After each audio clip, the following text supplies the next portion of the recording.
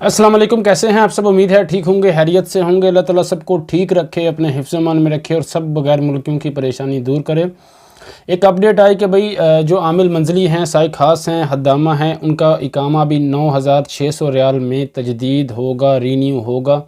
तो भाई इसकी डिटेल आपको बता, अगर सऊदी कफ़ील के पास 4 गैर मुल्की हैं, जिनमें एक का जो प्रोफेशन है साई खास है, 2 आमिल मंजली हैं, एक हद्दामा है। इसके बाद भी अगर वो किसी साई खास का तनाज़ुल लेता है या फिर नया वीज़ा वो चाहता है कि भाई नया वीज़ा इशू हो, मुझे भी पैसा मिले, 8000 में सेल करूं या 10,000 में, तो भाई उस गैर मुल्की का जो इकामा है वो 9600 रियाल में रीन्यू होगा।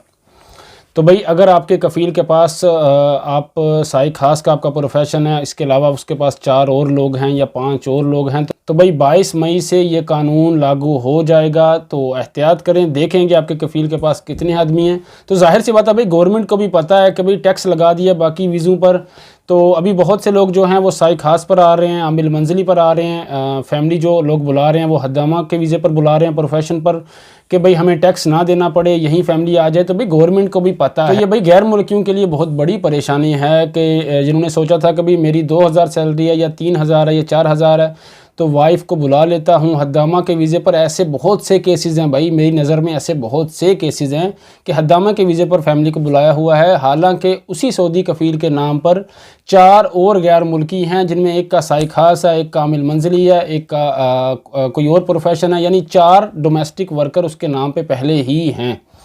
तो अभी हम जैसे गैर मुल्कियों को, मैं पहले अपनी बात करूंगा, हम जैसे गैर मुल्कियों को जो ऐसे काम करते हैं, भाई वह फैमिली को हद्दामा के वीज़े पर बुला लिया, या फिर हमारा तनाज़ुल हो चुका है और कफ़ील के पास ऑलरेडी 4 डोमेस्टिक वर्कर हैं, तो हमें अभी परेशानी बहुत ज़्यादा होगी। अभी इकामा 9600 रियाल में 22 मई से ये कानून लागू हो जाएगा, इकामा अपडेट होगा।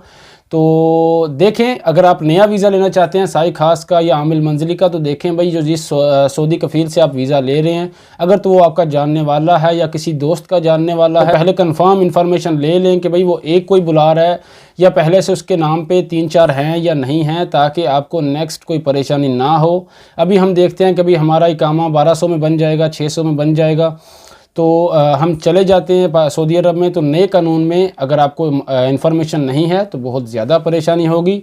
इसके अलावा जो मुकीम हैं वो 2 डोमेस्टिक वर्कर्स के अलावा अगर किसी को बुलाते हैं तो उन्हें भी 9600 में इकामा रीन्यू करना होगा। बाकी ये कन्फ्यूजन अभी चल रही है कि भाई सभी का 9600 में अपडेट होगा, जिस सऊदी के पास एक साई खास है उसका भी 9600 में होगा। तो ये अफवाहें हैं, गलत बात है। 4 डोमेस्टिक वर्कर्स से ज़्यादा जिसके पास हैं उनका 9600 में इकामा रीन्यू होगा 22 मई के बाद। उम्मीद है आपको डिटेल से समझ आ गई होगी। वीडियो अच्छी लगी है तो वीडियो को लाइक कर दें, शेयर करें और चैनल को सब्सक्राइब करना बिल्कुल ना भूलें। अल्लाह ताला सब भाइयों को और बहनों को अपने हिफ्ज़-ए-मान में रखे। अल्लाह हाफिज़।